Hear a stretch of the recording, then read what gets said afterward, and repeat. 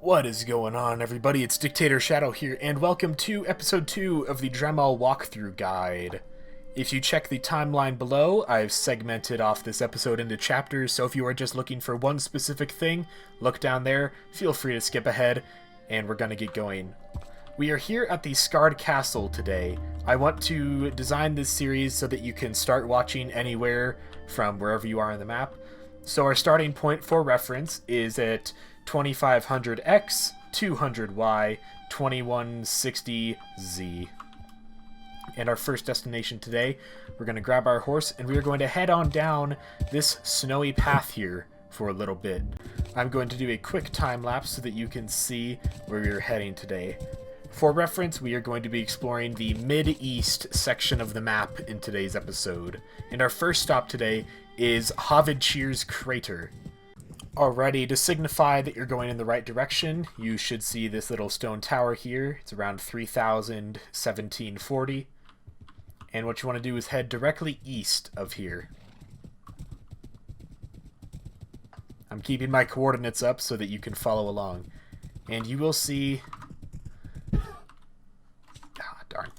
These dang... Watch out for the berry bushes if you have a horse. You will see this very large crater and a very large building at the end of the crater. Now, before you enter this building, keep in mind there's a fight inside. It's not too tough, but it is a decently difficult, more so than most Minecraft mobs. So get your shield ready, get your sword ready. I'm going to go in with 1,000 scars. And you will see the Mourner. And the reason it's tough is because Vexes, and Vexes are pretty annoying creatures to deal with, at least in my opinion. So I just defeated all of the Vexes, and I actually used my totem, and in here it says, Rest in peace, Hovadchear Hammer, companion of Old Foe Tafel, Bastion of Truce, founder of the Order of Insom. And this is his grave, and you're going to grave rob him to get Hovadchear's Hammer. This is another legendary weapon, and if you had trouble finding this area, it is at 3219-85-1742. So keep that in mind.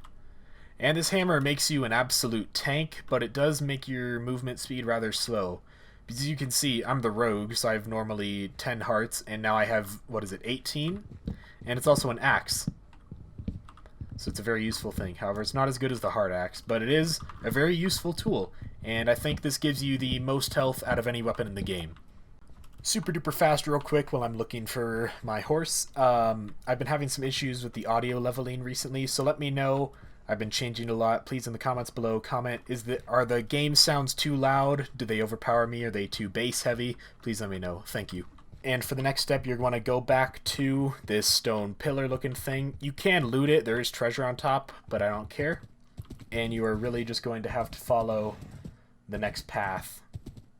And the landscape kind of curves naturally. Don't head down there into that little valley. If there's a lake down there, if you go down there, that is the wrong way. However, there is a house that has loot. Go down there if you feel like it, but that is the incorrect way. You want to follow this little foresty trail for a little bit.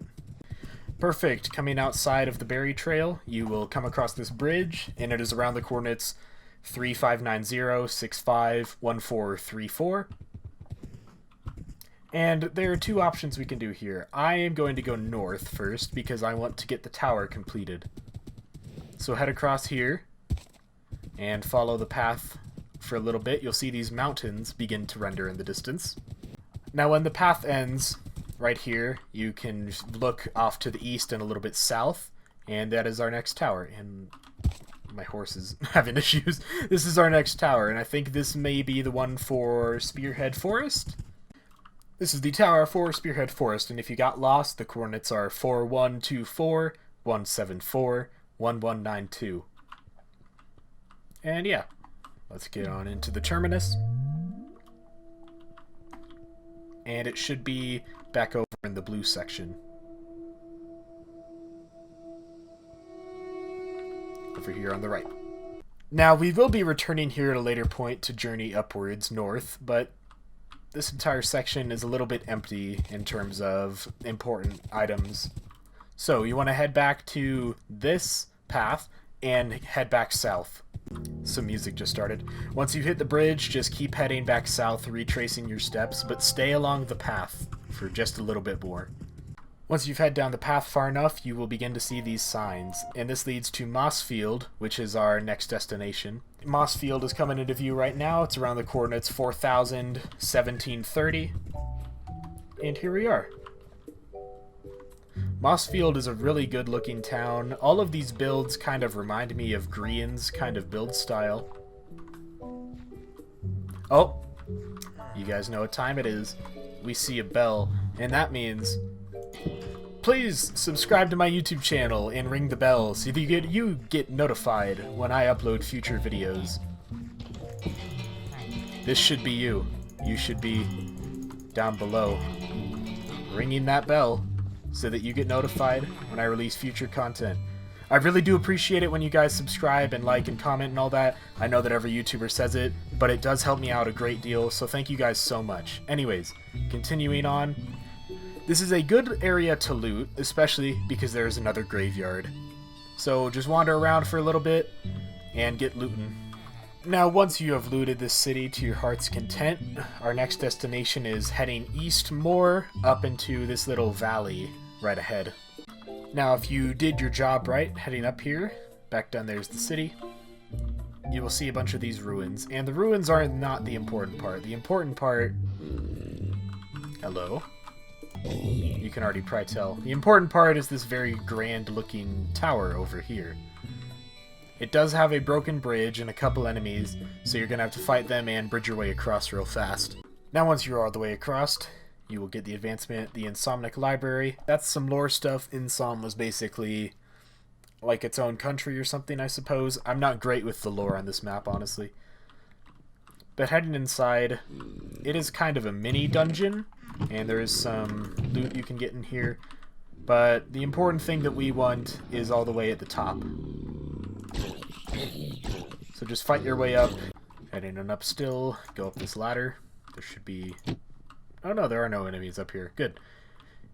You'll see a chest back here and a bunch of gold. You want to follow the gold, because if you've noticed a trend, trapped chests with bedrock on... Oh no. Trapped chests with bedrock on them means that there is a weapon. And this is Peace Treaty. And it is our first weapon that grants us speed rather than removes speed. And it has knockback 7. And so they place this guy here conveniently so that we can take Peace Treaty and just go yeet right into the ocean. Now that we have found Peace Treaty, I think that is where I'm going to have to end today's episode, guys. Thank you guys so much for watching. If you liked, be sure to leave a like, comment. What is your favorite weapon? I'm going to ask this at the end of every video. Between the two weapons we found today, between Hovadchear's Hammer and Peace Treaty, what's your favorite? Do you prefer being a tank and having your axe, or do you prefer to run around really fast and knock your enemies back? Let me know in the comments below. Thank you guys for watching again. I hope this helped you out, and I will see you guys in episode 3. Have a good one.